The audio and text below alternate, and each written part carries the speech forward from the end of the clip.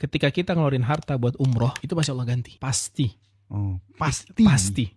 Nggak boleh ragu di situ. Ketika ragu, ya nggak salah kok nggak diganti sama Allah. Nah, okay. Karena kita harus yakin dulu Allah bakal ganti. Iya. Karena Nabi SAW mengatakan dalam sebuah hadis yang sahih, tabi'u bainal hajji wal umrah, fa innahuma yanfiyani dzunuba wal faqra. Ikutilah perbuatan haji dan umroh kalian. Maksudnya sering-sering haji dan umroh. Karena haji dan umroh bakal menghilangkan yang namanya dosa dan kefakiran.